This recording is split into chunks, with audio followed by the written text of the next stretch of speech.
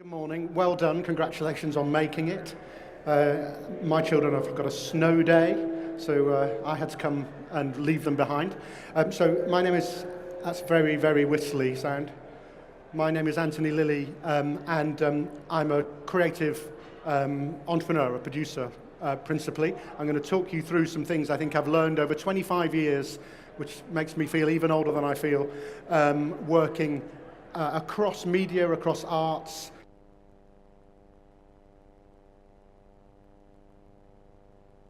There we go. Working across media, across arts with big commercial brands, also with artists, big name creators, small companies, sort of across the board. This talk's had a kind of variety of titles, and we settled in the end on what I've learned about the potential of technology in the creative industries. I've only ever really worked in the creative industries, which means I haven't ever had a proper job. And my mum still doesn't know what I really do all day, and I think that's fine. I'm fond of describing myself as half lovey and half geek, and have been saying that for about 25 years. So being half lovey and half geek means I'm arrogant, self-obsessed and emotional on this side, but at least I have no friends who know that on the other side. They're kind of meaningless stereotypes, because if you're in our world, if you're in this room, you are both creative and technological. I think there's some truth in the notion that the word technology is what certain people, lots of the men, use when they mean culture, when they mean what is exciting about everyday life. Now I think we're very much in a post-digital sort of period. If there's any proof of that, it is that they finally renamed the Department for Culture in this country the Department for Digital, Culture, Media and also Sport, if you're a W1A fan. And the moment a government does that is the moment you know it's dead. You know that the word's not helping anymore. So what does digital mean? Well, technically, I think it's about the application of information and technology to, as people say, bolster human performance, which sounds like something that is outlawed by the IOC. Digital's got to be about more than that. The way we use technology in our creative activity and in our lives has got to be and is about so much more. What have we seen over the last period? I think we've seen some significant factors, and we continue to see. The bottom right is one of those terrible images you use when you want to describe the explosion of data and technology.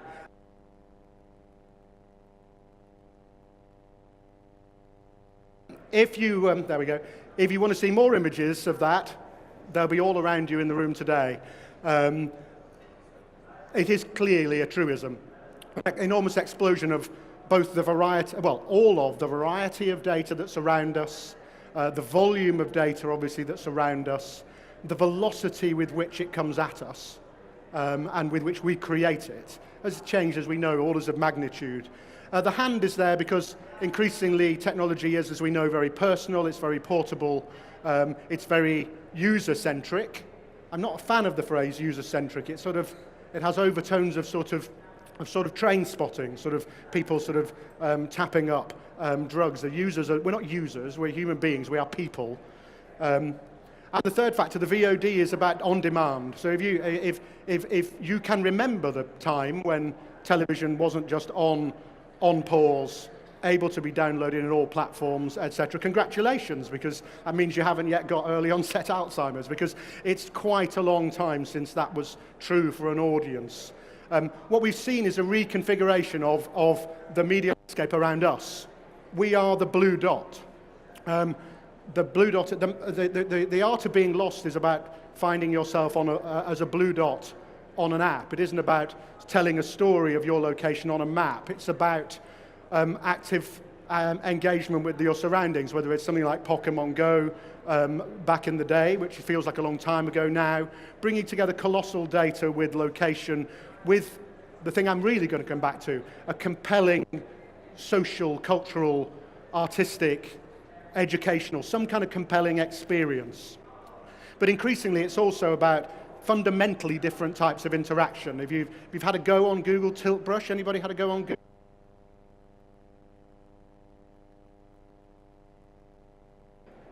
Hello?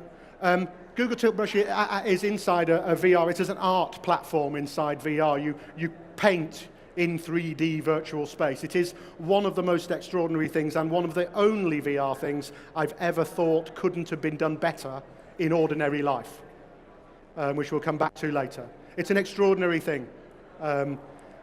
This is something I was involved in. This is an augmented reality project. This became a product which we worked on with J.K. Rowling. It became something called Book of Spells on the Sony PlayStation. It was a book that you opened, and if you were looking at the TV, your camera was looking at you, and amazing animations and gameplay activities, and in the case of Book of Spells, magical sort of spells and activities became apparent. So these are becoming, and have become pretty much, interestingly, more or less mainstream activities. What I'm kind of more interested in a way at the moment is things that are really small but frighteningly difficult, which are happening, which takes you into the realms of artificial intelligence and machine learning. So this is one of my favorite pictures of the moment. I don't know if anybody's seen this before. Hands up, have you ever seen this picture? Okay, so what this is showing you is the bottom picture is from Google Earth, from Google Street View. It's just wherever it is. It's whatever that says. It's a mountain range. The top picture has been curated by an AI, by some algorithms, by some software. Now, the top picture looks to me like an art print. It looks like the sort of thing that a photographer would take. What it actually is what some artificial intelligence software has made from the bottom picture based on what it knows about what an art print is. So it's got color saturation, it's got beautiful cropping, but if you look really closely, it's that bit there. And it's been drawn out automatically by a Google AI and made to look like art. When they put this in front of photography experts, the majority of them thought it had been taken by a professional photographer. I give you nothing apart from that fact. It's an interesting.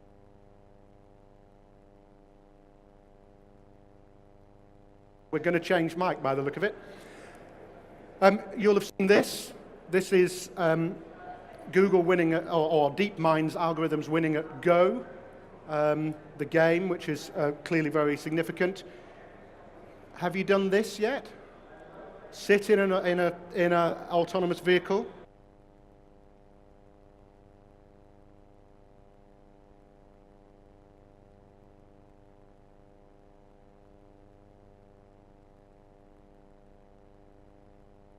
Okay, and we're back.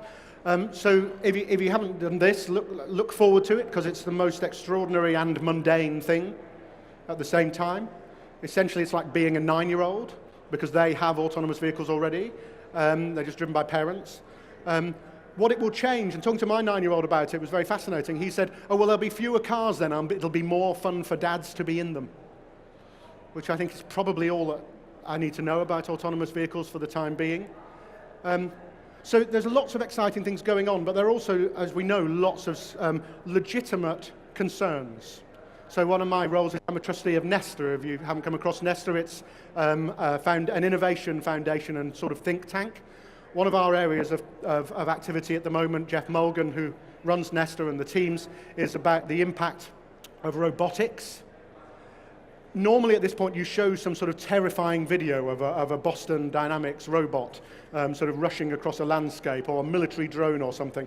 I'm keeping robots looking like this in my head for the foreseeable future, because I think there's an awful lot being over-talked about the impact of robotics, but I probably think that because I'm in the creative industries, not in one of those sectors which is going to be affected very significantly by automation.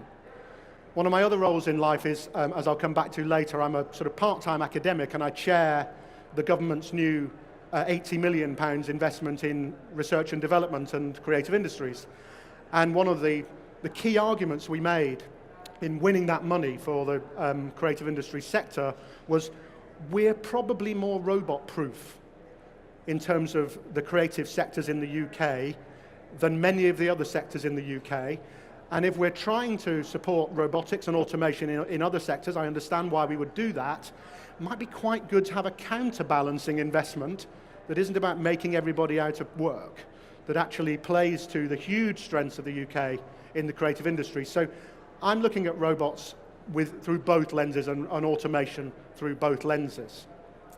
So what I'm going to do next is I'm going to talk about some projects over my career and what I think they've taught me and what I'm doing at the moment and what I'm finding difficult and interesting about working with creative technologies and creatives using technology. In the context of what I think is now routinely called the attention economy. What is attention? If you're an academic, you like a definition or two. Attention is the art of choosing what to not pay attention to. It is making decisions about what you're ignoring. It's like strategy is the art of deciding what you're not going to do. It is not setting out a plan to try and achieve everything you can think of. It is setting up some rules that allow you to say, I'm not doing these things. Well, attention is mostly the art of cleverly and selectively ignoring. Now, I spent a lot of time, so in my commercial life, I've worked on some really ridiculously big, attention-grabbing brands. I will not say which one was the most challenging, and I will not say what I didn't work on. But if you're a student of attention, one of the things you've got to be very, very clear about is that this guy is an absolute, pardon my language, fucking genius at attention. And that appears to be an amazing currency, even more than I think many of us thought it was. The monetization of attention by social media platforms, Facebook, etc. It's not the same as advertising being sold on television. It's orders of magnitude more complex and dynamic and exciting and dangerous. And this guy is one of the first particular phenomena, as we all know, that's come from that. Now, I've spent, again, a parallel part of my life in regulation.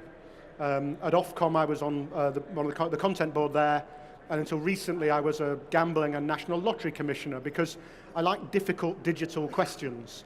And at Ofcom, we had lots of difficult digital questions. At gambling, my God, and we'll come back to it in a moment, it's about digital. It's about consumer behaviors in digital in a way that very few other businesses are so far. So I've tried to sit in a place that's not about saying no and not about moral panic about technology, but it is kind of pragmatic.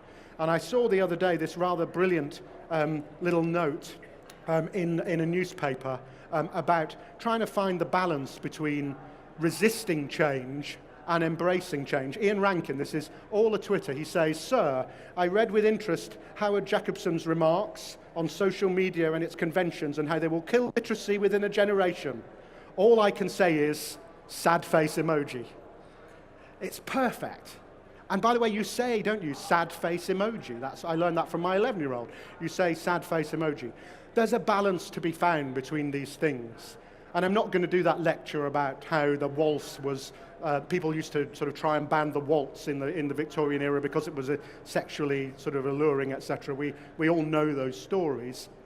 Grown-ups have to find the balance, and societies have to find the balance. And when you're creating projects, I think you have to find the balance.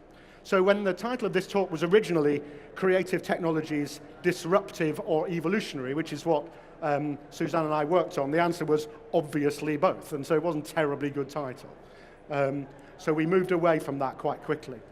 Now an example, I'm going to go to an example from my life. Gambling, obviously both. So what you have at the bottom corner is an old-fashioned bookmakers. What you have in the top right is something called an FOBT, a fixed odds betting terminal, or if you're the Daily Mail, the crack cocaine of gambling, which is a very addictive, incredibly dangerous form of interactive gameplay. And at the bottom you have mobile gambling, and in particular in-play betting. All of those things still exist in the gambling market, but the betting shop of an entity like William Hill, who, by the way, have just been fined over £6 million by the Gambling Commission for not looking after customers and not having good protections in place around money laundering and problem gambling, just saying. That is less than 30% of the revenues of what you think of as a betting company now. Approximately 50% is those things at the top. in betting shops where people can gamble large sums of money on effectively digital casino games. They are built on randomized algorithms which are regulated. The software is regulated to be random, but the way in which they engage with the player is extraordinarily sophisticated. How long the cycle from pressing the button to a win or a loss takes, what buttons flash, everything is extraordinarily complicated in a way which makes Facebook's kind of handling of advertising delivery look really rudimentary. This is a very limited world, and it's extraordinarily well executed in its way. But in-play betting is different, because in-play betting has fundamentally changed both betting and the sports that are involved. And that's a metaphor for me for the relationship between creativity and technology. So now, because of data that is tracked about sports, whether it's football, when the corners are, who takes the corners, how many yards they've run, whether they've got a yellow card, what their average distance run in a match is, lots of data. You know, they're all wearing GPS on the back of those shirts in those little pockets now in rugby, etc., as we know. Because of that data and because of this mobility, you have a fundamentally new category of behavior, which in certain markets is changing the games. Less well-regulated markets where players, it's quite tricky to throw a football match, actually. It's not very tricky to throw when the first corner happens. And what we watched at the Gambling Commission was data from really obscure football leagues, the Romanian Football League, and money being bet there. And it's really changed the game in the same way, in a similar way to the way the game's been changed around media regulation by having to think about Facebook, not just about ITV. So the game changes because there are new affordances, new possibilities where personal portable technology, data, and, if you like, human experience combine. So next sort of 10 minutes or so, I'm going to talk about those ideas in the context of particular projects I've been involved in, which will lead us to a certain extent into virtual reality. Now, I'm with Jaron Lanier, actually the kind of inventor of the concept of virtual reality in some ways. When I put a virtual reality headset on, I have an experience in a virtual reality environment, and I've created AR and VR projects. The best experience I have is when I take it off and realize that the real world is so much more complex and sophisticated than what I just engaged with. And that will remain true for quite a long time. A lot of my creative work at the moment is in theatre, and theatre is already a form of virtual mixed reality environment. So I'm on the skeptical end in some ways about the entertainment potential of VR, but I'm not. I think there are lots and lots of opportunities in other parts of the landscape, health, in visualization and simulation, etc. I'll come back to why. I'm much less skeptical about mixed reality, although I cannot tell you what this picture actually is. This is a Magic Leap demo, but nobody's been very clear what we're actually looking at. So there are clearly significant things going on, as we all know. And they are both evolutionary and disruptive. But my work in these fields tells me that, for me, a lot of the difficult questions are quite eternal questions. They're about storytelling. In fact, lots of quotes up here are about the same thing. They're about plot, they're about character, they're about story. They're not principally, for me, about reality. So I'm going to whiz you through sections that follow up on some of these key ideas, that explore what's happening with distribution technology, what's happening with interactivity from the point of view of my experience and life, what I'm feeling about immersion and its potential, immersive technology, the contexts in which I think we learn interesting things about these new potentialities, not just about the technologies, and crucially about the kinds of meanings that I'm looking to explore in my work with artists and with creators. So this is one of my favorite things I've ever done. So I was at the English National Opera for a period of time as a board member and then as an advisor. This is a production of a Berlioz opera called Benvenuto Cellini. Benvenuto Cellini is a very seldom staged opera.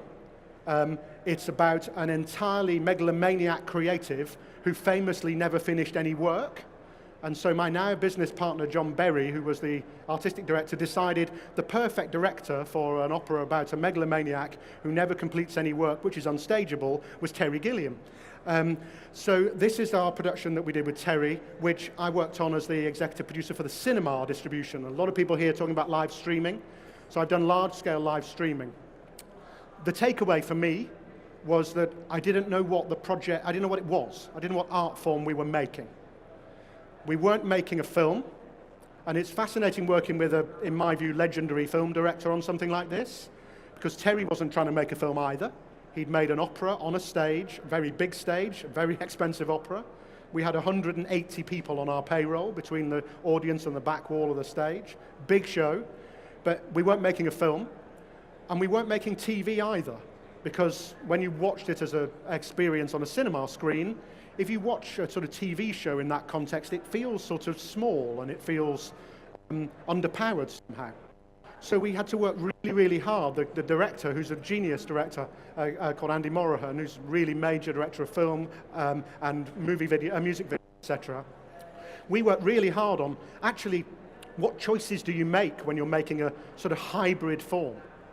Because if you were making a film, you'd be able to close up and you'd be able to do all the detail. In TV, the audience gets bored because mostly they're not paying attention. It's on in the corner of a room. So you're itchy. You're constantly changing shots. You're constantly making decisions about new things. And there was a particular moment in this production where what Terry's direction did was it brought all the attention of the audience onto one singer in the middle of the stage, a colossal stage, and the light came in and the music came in, and it was all about this one moment. And for me, we learned at that moment that when we cut away from that moment, as a TV director wanted to do, we broke everything that made it meaningful. And so we were sweatingly terrified of staying with the shot much, much longer than you ever would. And then we saw it in a cinema and it was the right decision. We made lots of wrong decisions, but that was the right decision.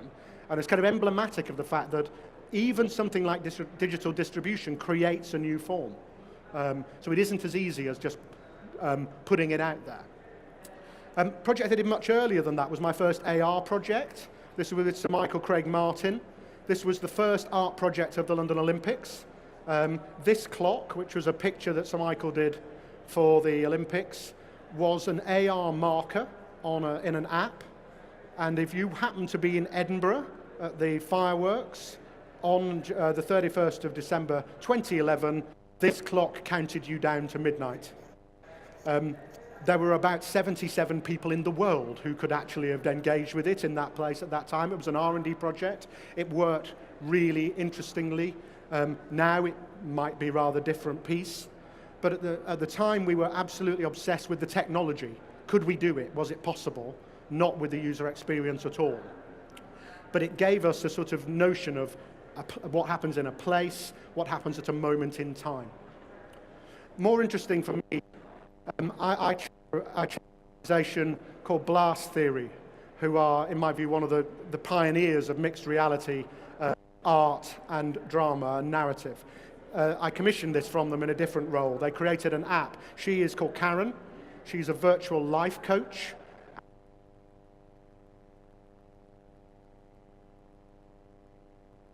Through text and through messaging and through videos with her users. Many thousands of people had a story, a one-to-one personal story with her.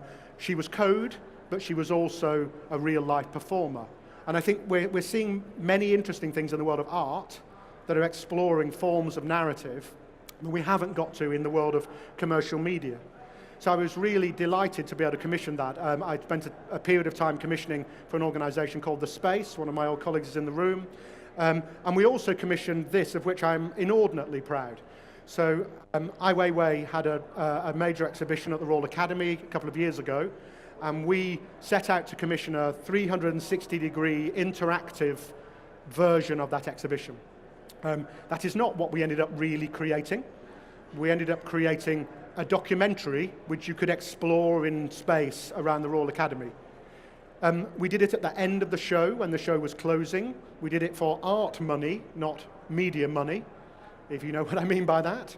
And over 500,000 people have attended the virtual exhibition of Ai Weiwei's work. One of the greatest text/DMs I've ever had in my life was simply, "Well done," from Weiwei. That's on my wall. That will do me. We made it very simple. And my main lesson in this process, and frankly over 20 years, is whenever I think of the technological potential of something, I throw 80% of the potential away and head for the simplest single artistic and creative idea. And with that one, and the producer of it, Rupert Harris, is speaking here, I think, later in the day. He did all the hard work.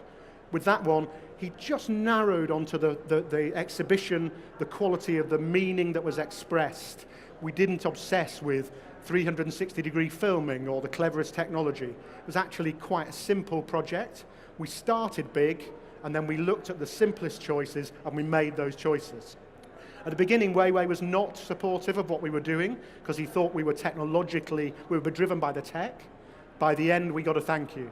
And I think I learned an extraordinary amount from him in that process. Really extraordinary amount. What I learned, and he said this, and Terry Gilliam said this, is when we're looking at virtual reality, immersive technologies, and augmented reality, we shouldn't be pursuing reality. Theatre directors, as an example, don't set out to make it real. One of the greatest creative days I've ever had was with some major virtual reality creatives and some major theatre creatives. Peter Sellers, the opera director, various people.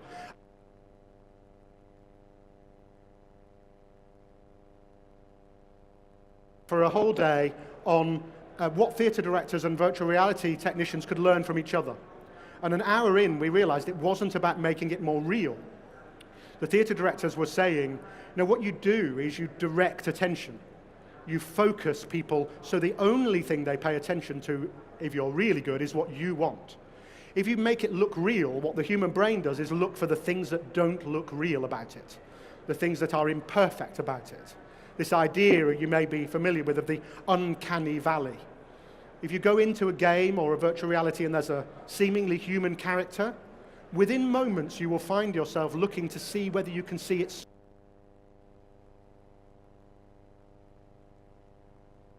To the mic.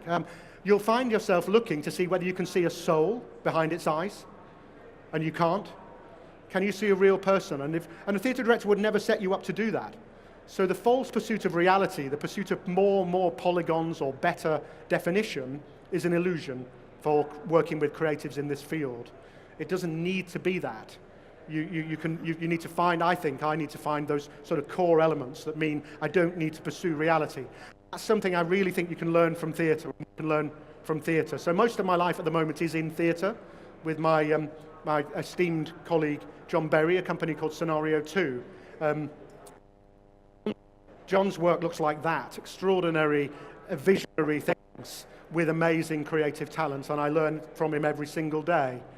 And we were discussing this yesterday because one thing we're working on at the moment involves holographic projection. Anybody seen a holographic projection live?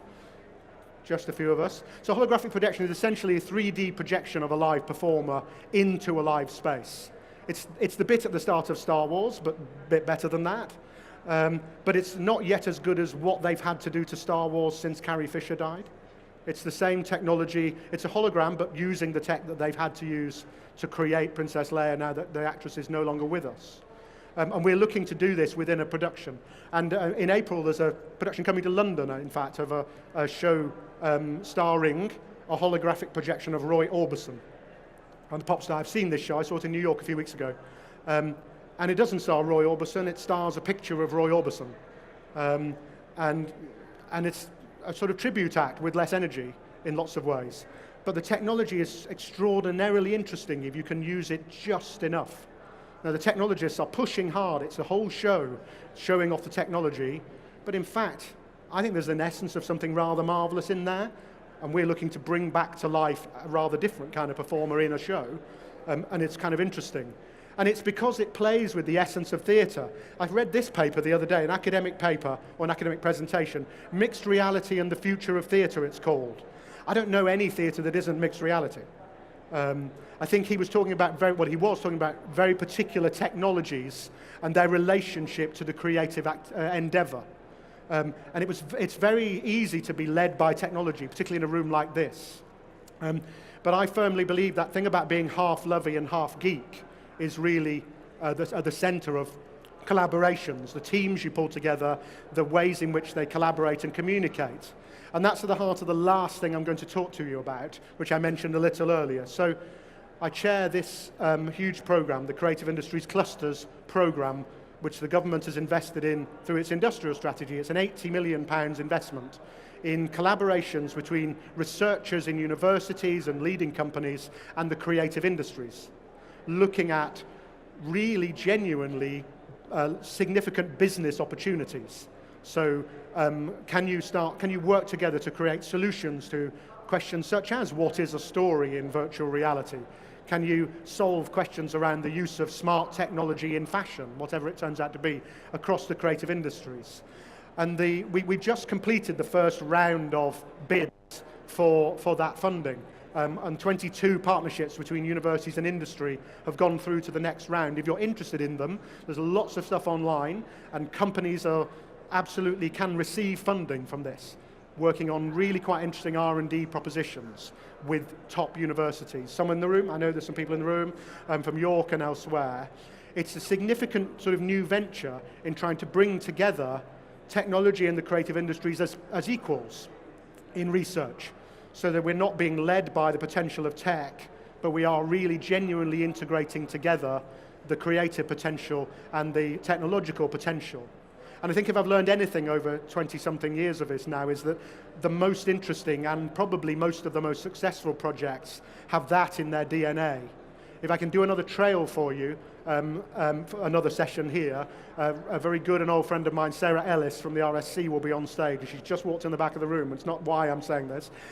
Talking to you about how they produced Shakespeare's The Tempest with Intel using extraordinary live rendering, animation and projection technology inside what was also a fantastically good production of The Tempest, and the challenges in doing that. And I think she would echo this notion that if digital and technology is seen as a special other thing on the side, and the creatives are in some way not engaged with it, or the technologists think the creatives are in some way just proving the tech, then you don't tend to get great projects.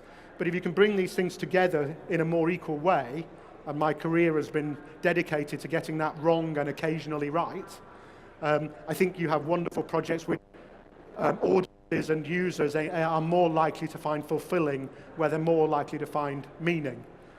So in short, I never start with tech, and I never have, because I'm actually 70% lovey, 30% geek, to go back to the original thing, subject to that not really being interesting anymore. But mostly I'm frankly more interested in people and in our responses and our engagement with technology than I am in technology for its own sake. I'm a real adherent, and in my school, I've gone again, I've been involved in creating a curriculum around digital wisdom and digital mindfulness for children. What does it mean to think as a thinking human being in the context of this technology? What sort of skills do they need to have? So I'll leave you really with that idea that the balance between technology and the human being is at the heart of really successful, really fulfilling, really meaningful work.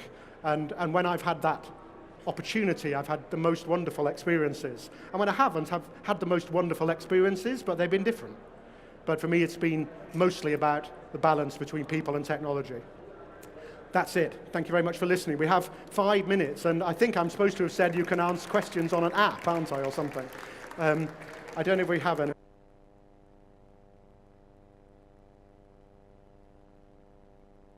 That's it. Thank you very much for your time. I hope you have a wonderful day here today. I would encourage you to listen to my friends from York University here on in a moment, who are going to talk about their research. And I'm not sure when Sarah and the RSC are on, but don't miss that. Thank you very much for coming.